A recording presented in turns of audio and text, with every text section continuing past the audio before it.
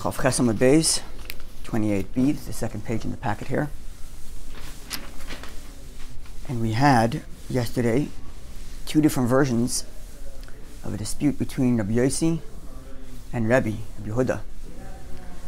And the dispute came down to how lenient or how expansive are we beyond the specification of the Torah, which says to make the menorah out of gold.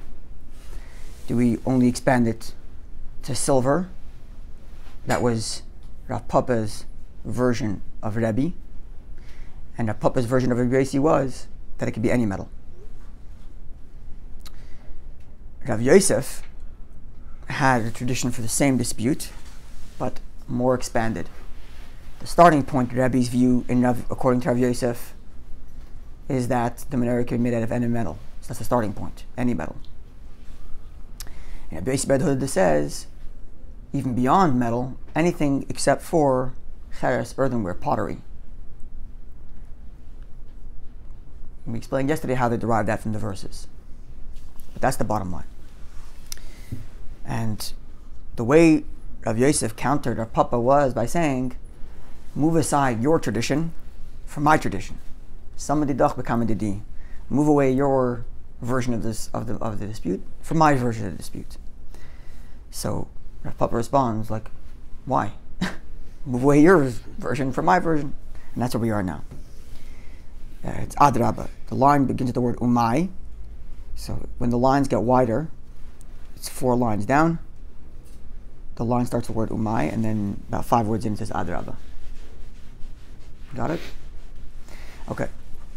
So Rav Papa responds to Rav Yosef, adraba, on the contrary. Samididach, move aside your tradition, become a didi from my tradition. Like, why would, you have one version, I have another version. What makes your version more valid than mine? So he told him, so Rav Yosef responded, you shouldn't think that I'm just countering your version with my version. We actually have other texts that are beyond my version, your version. They're substantiated texts in and of themselves that back up my version of the dispute. Sorry, who's saying this? Rav Yosef, okay. Which is more expansive, which means he says that Rabbi starts with all metals, and then Rabbi Yossi expands it to even wood. Okay. So the more expansive version. Mm-hmm. Remember, keep in mind in the back of our mind that we learned from the Rambam, who said that it's only gold. No, Rambam also all metals too. No, sorry, he said all metal, but it said it has to be. No, wait. He said. Rambam holds all metals. He said it was. Where did he say it was expansive? He was expansive in one and fully lean. No. The notes here aren't exactly what it says apostle. It's not really correct. No, Rabbi said. Really one second. The Rambam said. The Rambam holds that all metals. The issue is gold, of course. No, when we learned this, the Gemara concluded scraps. That even when you're using other metals, you can use even though you can use other metals, but it always has to be made out of one block. Yeah. That's what I'm saying. That we'll get to in a second. And it's also going to be maybe only because we're going to get that in a second. That's why I wanted to put that. That's why I wanted to keep that in the back of our mind. What the Rambam said, that it could be other metals, but it could be made out of scraps. Just keep that in the back of our mind, even though it's not related directly, but you'll see it's going to connect. Thank you. That's what I wanted to make note of. Okay, so we have two Mishnaic age texts that are not from any one particular tradition, like this Rav Papa versus Rav Yosef, but rather they are substantiated texts in of themselves, and they back up Rav Yosef's version. And they go as follows. Tanya, for we've learned. Ein lo zav, if he's making the menorah and he doesn't have gold, maybe af shel kesef. He can bring silver to make it. Or shel mechoshes, or copper, shel barzel, or iron, or shel bdil, or of tin, v'shel eferes. I think eferes is lead. It's another kind of metal. And this presumably is Rabbi speaking. Rabbi is the one who is more limited, because as we'll see in a second, Rabbi this machshir, he permits afshal eitz even with wood. So here, from the fact that Rabbi Yehuda comes to the conclusion and adds and says even wood, and the original statement argues and says it's limited to metal, we can safely assume that that's Rabbi, because those are the two disputants on this issue, Rabbi and Rabbi Yossi. And here, so therefore we see that the question is not whether metal is allowed. Everybody agrees metal is allowed. The question is even other materials. And this is where Rav Yosef substantiates his version of the dispute. Tanya Idach, and another brisa, which substantiates that version. It reads as follows. There's a prohibition, the Torah says, not to make that which the temple has. Outside of the temple, one is forbidden from making that which the temple has. So you can't make the ketores, you can't make the incense, all the various different things that were done in the temple, one can't do it. But if you made some modification, you changed it, right? Then you haven't done exactly what it is in the Torah. So by knowing what you can't do, we know what you're allowed to do in the temple. By knowing what you can't do outside the temple, we know what you can do inside the temple. Following? So this Mishnah talks about what you can't do outside the temple. Everything in the temple has a patent. Exactly, has a patent. You want to go around the patent, you got to change it a bit. All right, that's why at the Seder we don't have roasted meat, at least by some custom. Even though we don't have all the other details of the Korban Pesach, but we don't even have anything similar to the Korban Pesach, so no one, it shouldn't even look like we're violating the commandment which says don't do anything that's done in the temple. No, you're allowed to roast the meat before and have a Seder. You're allowed to, but we, by custom, we don't. You don't even roast the meat? Yeah, by custom we don't. First night of Seder we don't have. By custom. Yeah. Just that's not a law, it's a custom that we don't have. So But others will roast it before and have it, that's true. Yeah, right. Because you don't anyways, you're not following all the details anyways, all, Right. all these specifications about how to roast the Korban Pesach, but we don't even have roast at all, by custom. On the Seder plate, they just cook then, right? Cooked meat? Cooked meat, yeah. Yeah, oh, interesting. Okay. Yeah. We do have to roast it. Okay. So Tanya Idach, the other brisa which is follows, which talks about what you're not allowed to do outside the temple. Lo yasa adam, a person should not make bias a home tabnis hechel that follows the measurements of the hechel, the chamber of the temple. Asadra, a person shouldn't make a foyer room. That's the best way of calling it a sadra. I think it's a foyer room. Keneged ulam, corresponding to the outer chamber of the inner part of the temple. Chatzer, a courtyard. You shouldn't make a courtyard. Keneged azara, corresponding to the dimensions of the azara, which is the outer courtyard of the temple. Right, the temple structure itself had three general parts to it, for more and more inward, holier and holier, and as you progress, less people are allowed to go in. Like someone who's impure has to stop at a certain point. Only Jews at a certain point. Only Levim at a certain point. Only Kohanim, only Kohen Gadol. As you get deeper and deeper in, there's more restrictions on who's allowed to go in. And they are, generally speaking, it's three: Azara, Ulam, Heichal. So one can't make a courtyard corresponding to the size of the Azara, a home, foyer room corresponding to the Ulam, and a home corresponding to the Heichal. Okay. Shulchan, one cannot make a table. Can make a shulchan, which corresponds to the dimensions of what the shulchan, the table was made in the temple, the table with the bread offerings that stay from week to week. Menorah, one shouldn't make a menorah. Keneged menorah, corresponding to the exact dimensions of the menorah in the temple. Aval bat, oisu shachamisha, you can make a menorah that looks exactly like it was in the temple, making out of 5 branches. Because now it's changed.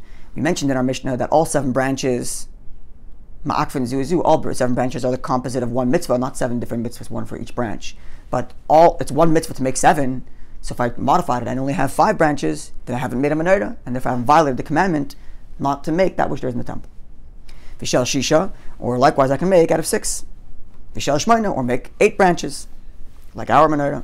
That's the reason why Chanukah should be 8 days. So what problem making menorah? So no one makes a problem. Yeah. So even if you made it out of all the specifications of the temple, 8 branches, okay. 8 branches. 8 Chanukah. Vishel shiva, and if you are making a candelabra out of 7 branches, lo yasa, that you can't do, because that's the exact way it was in the temple. Va'afilu mishamin mataches, even if it's made out of other metals, implying that the temple's menorah could have been made out of other metals, and therefore you, outside of the temple, are forbidden from making it from other metals. Again, substantiating Rabbi Yosef's version that to begin with, or at least in even the one who's more strict and more restrictive about what material is allowed to use, allows for all metals. And Rabbi Yosef Bar Yehuda disagrees. Omer, he says, Afshal eitz, you can even make it out of wood. I'm sorry, you're even not allowed to make a 7-branch menorah out of wood, because in his opinion, you could have made the menorah in the temple out of wood. Thus again substantiating Rabbi Yosef's version of the dispute. And this remains the halacha, that other metal is allowed to be used. So and Rabbi Yosef Bar Yehuda says, I'm going to back myself up from history. Lo yasa, a person should not make his menorah out of wood. Afshal eitz lo yasa, even out of wood he shouldn't make his menorah, because that's the way it could have been done in the temple. And that, in fact, they did. As they actually did during the time of the Chashmonaim. When the Chashmonaim reclaimed the temple, presumably many parts of the temple were either destroyed or impure, whatever it was. So they needed right, and it says that they lit the menorah, right? They rested on the 25th, and they ordered the menorah that day. So how did they get a menorah so quickly? So they had to use the cheapest, quickest material. So says Rabbi, they made it out of wood. So not only can you make the menorah out of wood, says Rabbi, they actually did at one point after the story of Hanukkah. So Amrullah, the sages, or Rabbi, and those who agree with him, told Rabbi Bar Yehuda, Misham Raya, you want to bring a proof from the Chashmonaim, you got your history wrong. They didn't make it out of wood. They used rods of iron. Now when we say rods of iron, that means it was welded together. It doesn't say they used a block of iron and chiseled it out. Besides, that would be impossible. They rested on the 25th, and by that night they welded and they carved out an entire block of iron into, or any metal into a menorah. They certainly welded it. And we learned before from the Rambam that one's not allowed to. And that's why Rabbi Gipul is telling us that the Lechem Mishnah writes, and this is indeed probably the most common understanding of the Rambam, that when the Rambam says you have to make it out of one block of other metals, that's in the first case scenario. Under extraneous circumstances, and post-war of Hanukkah certainly counted as an extraneous circumstance, then you're allowed to weld it together. It's not so perfectly clear in the words of the Rambam, which is why it still remains a controversial issue, but this is the best way, considering the fact that the Gemara clearly states, no matter which version, whether you say it was wood or it was metal, it certainly was not fashioned out of one block. There's no way in one day, even if they took wood and had an expert carver carve out the wood to make it into menorah, it would still be impossible to do it. And certainly not out of iron or some other metal. Divine intervention. Sorry, divine intervention. Then we had another miracle to the story. It's a whole other miracle, which maybe, but it's not recorded anywhere nor is it celebrated. The question is raised, why weren't other miracles made? Like, why did Hashem give a cup right away? No, he wanted the man to do something. The oil, of course, purity. And adding to that, man wasn't even required to do anything. Because by halachic standard, they were exempt.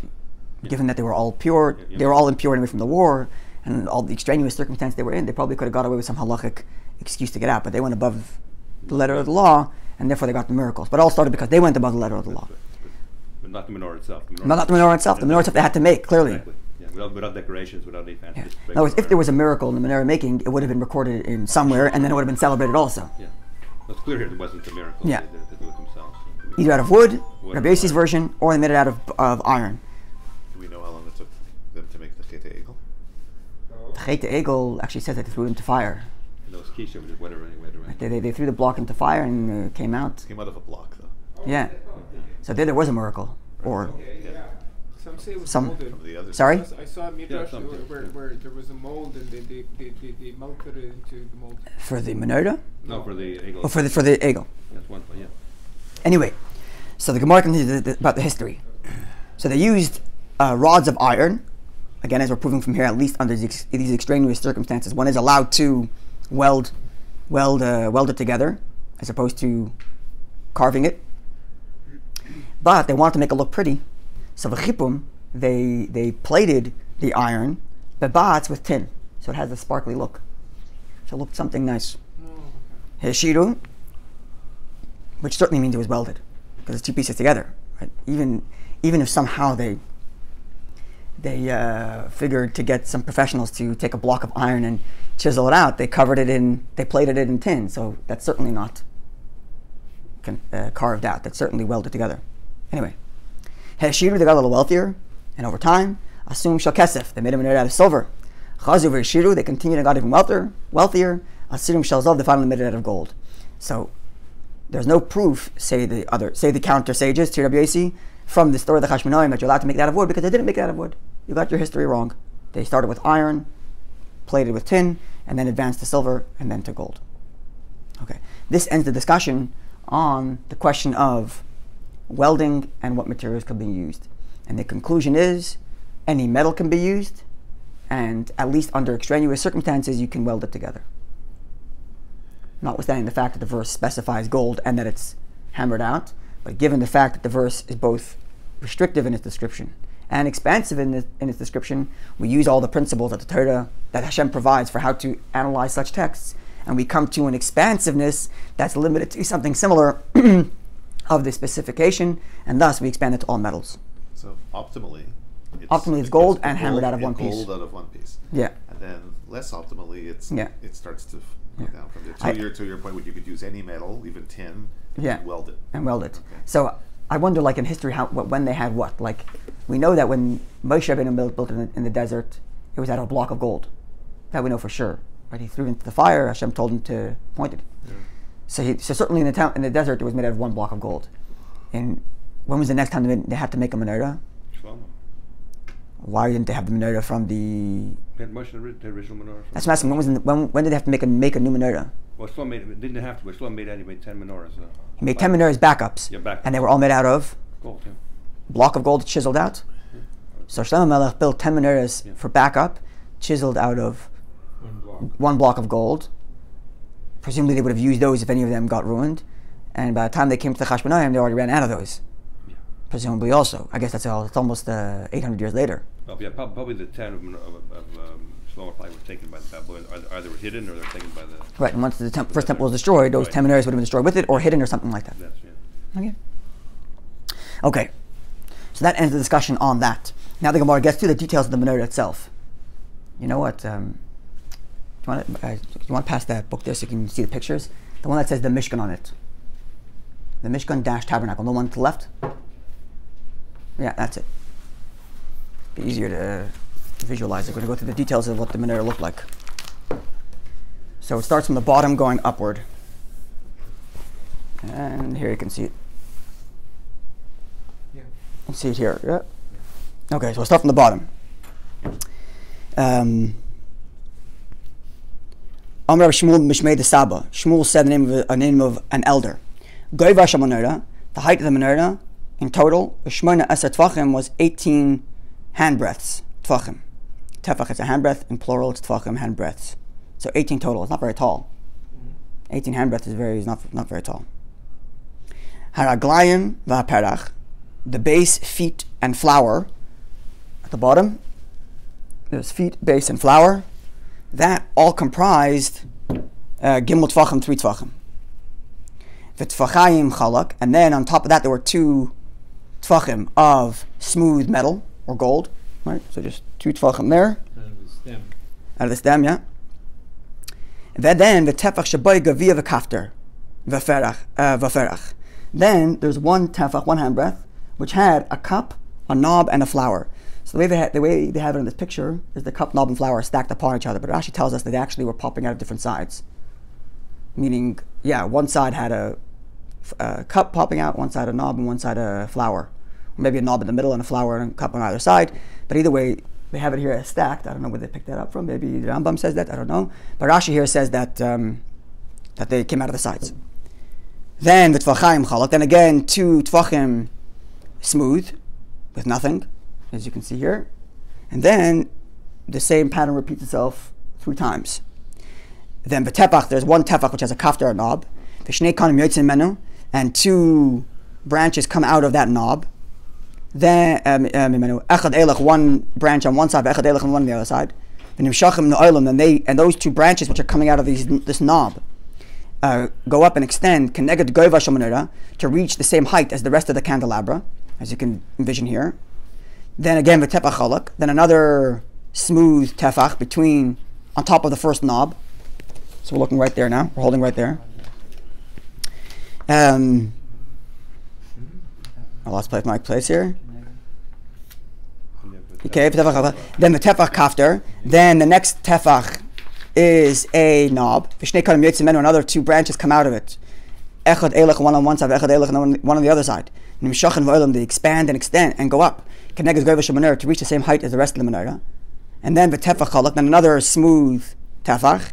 Then again, tefach kafter, a tefach with a knob. And 2 branches coming outside. So a total of 6 branches right now.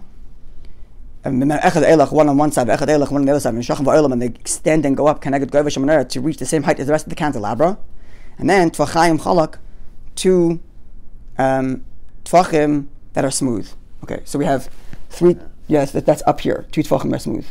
So you have 3 tvachim here, 3, 2, it's 5, 6 here, 7, 8, smooth, 9, 10, 11, 12, 13, and then 14, 15. 3, and 3 for the last. Now we have to get to 18, so you have 3 more to get from here all the way up till there. That's 2 and 1.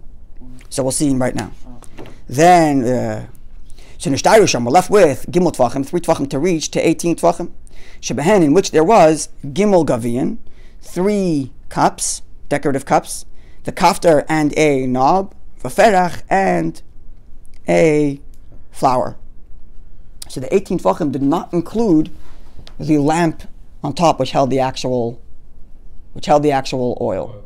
Right, you just described 18 Tvachim from under that all the way till the bottom of the base. Clear? Now we'll see in a second how the image they have here of the cups are not accurate either. Never mind in their. We're not supposed to build that now? No. Isn't there one in front of the Knesset? No, the Knesset one's actually a little different, but there's one in front of the Kaisel, which I always found puzzling why they have one there. But anyway. The one in front of the Knesset has curved. It's curved. But I think there's 7. But there is one version. Actually, there's one opinion that says it was curved, not round. But over there, it is 7. I think it's 7. It's made of brass. It's way too tall. It's not 18 Tvachim. And I don't think it has the knobs and the flowers and all that. But there is one in front of the So the Kaisel. prohibition is copying exactly that, not necessarily. Yeah, so that's the question. What's the minimum you can do to get away with a kosher menorah, and that would also not be allowed to be made? Right? Because you're allowed to make it out of tin. So could I get away with not making any decorations? It's a little bit controversial, as we'll see. Yeah, because you don't require decorations unless it's gold. Sorry? You don't require decorations unless Because you're not required decorations unless they're gold. As well, problem, likewise, yeah. you're not required decorations unless you have all decorations, as we'll Yeah, soon yeah, learn. yeah. So if I have a 6-branch tin menorah, a 7-branch tin menorah, which means 6 branches, 3 on each side, then there might be a problem. No problem, yeah. That's a good problem. And I wonder if the height has to be specific. I don't think so either. I don't think the height is the meaning. Maybe it is a problem. I don't know. And I've always wondered why they have one in front of the Kaisel. When you go down, if you come from the Jewish quarter, you go down to the Kotel. There's like a big, beautiful glass display with this big, beautiful. At least I don't know if it's actual gold, but it looks like gold. Certainly, it's probably plated gold, with everything, with a knob, with the cups and everything. I always wonder why they have that. There's a. I guess there's an opinion that says if you're not actually copying the exact specific. But that's the thing. Then it's not patented. It's clear from our Mishnah. It's clear from patent. Right, but it's clear from our Gemara that you can get it. That you're not allowed to make one even out of tin, Yeah. because they could have made it. Which means, so long as the menorah you made is even on the most extreme circumstances kosher for the temple, you can't make that. And under the extreme circumstances, you can use tin without decoration. But what about the dimensions? What if you're off? So I don't know. That's what I was asking. What if you're off in dimensions? I don't think that's something which invalidates it either. Certainly not an extreme. So I'm wondering. But the truth is, there's an institution called. I actually recommend visiting it when you go because it's very interesting to see. It's called the Temple Institute. Yeah, I was there. I went. They have a room where they have all of the. They have like a replica of all the stuff from the temple. All the utensils. Yeah. Now I visited it when I was 14, so it's a long time ago. But if I remember correctly, and you can probably look it up on the website to see what their opinion is. But if I remember correctly, they're of the view that the mitzvah to build the items in the temple are independent of building a temple, and independent of actually using them. So in their minds, in their view, they're fulfilling the commandment, make a menorah. So they're not in violation of don't make it outside the temple somewhere else, because this is the one that presumably when the temple is built they'll use. At least that's the way they understand it from a halachic perspective. I don't know. I'm sure there's plenty of controversy around that, because you're either fulfilling a commandment, build a menorah, or you're in violation of a commandment not to build a replica. And I think they're of the view that they're in the business of actually fulfilling the commandment. But I don't want to speak on their behalf. But if I remember correctly, this is what I remember them telling us. I think this is their years view ago. is that they built all these things in anticipation of using Right. them when the third temple comes. Right, they're anticipating. In other words, the Torah says build these things. They're building it, and when they can use it, they'll use it. Until then, we're waiting. I wonder. You know what? Rationalizing. Sorry? Educational purposes. But there's a violation of a commandment. For educational purposes, make a computer simulation or something. I don't know. Look, if the temple, God willing, comes today, right? And we build a temple, and let's say it doesn't come down with utensils, and we want to lit the menorah now, like the chashmonayim, what will we use? they can make a strong case. You would use ours. That's right. Because it's here. That's what they say. Even if you might want to make a new one later because you want to get the higher specification, you want to get the better looking one, you want to chisel out of one block of gold, okay, fine. Maybe that in a month from now you'll do that. But if we had it now, what would you use? They might have a strong case in saying, you'll use mine, you'll use ours. So I don't know. It's hard for it. I don't know if this is way above my pay grade to make a halachic ruling on this, but it's interesting discussion. I think that plated gold, the one they have, it's plated. The one they have is plated. Solid. But as we see here, the chashmoneh made out of brass, of iron, plated with tin. Yeah. So if it's plated with gold, anyway. Unless they want to make a derivation, unless Adam, a person, a private person should do, but if it's done for the tzibur, it's different. You'd have to have a halachic authority to make a derivation for you. You couldn't do that on your own. No, I'm saying that that's their... You couldn't make that do it on your own. You don't have shoulders broad enough for that. No, I'm saying that's their rationalization. Yeah. I'm not saying it's logically valid. I'm just saying that's why is there a prohibition not to make those... This is what Hashem said. Oh, it's in the Torah, yeah. It's in the Torah. There were times in history when people violated this prohibition. In Egypt, in Rome, Jews who wanted to have a temple-looking thing. The Gemara discusses it elsewhere. There's controversy around a altar that was built in Rome. Also one in Egypt too. Egypt as well. Those are the two famous ones, but there were probably others. In other words, if you grew up in Israel and your Judaism revolved in basically 90% of your Judaism revolved around the service in the temple, and then you were, for whatever reason, banished from Israel, what are you going to do? Half your Judaism is gone. So they built temples there. People did that. They built for Hashem. They meant it for Hashem. They didn't mean it for idol worship, God forbid. They meant it for God. But it was in violation of this commandment not to build something outside. The Torah, once the temple has been settled in Jerusalem, it's forbidden to build anything outside of the temple there. And there were times the sages tried stopping it. In one place, the sages reneged and allowed them, at least temporarily. There's all kinds of controversies around this.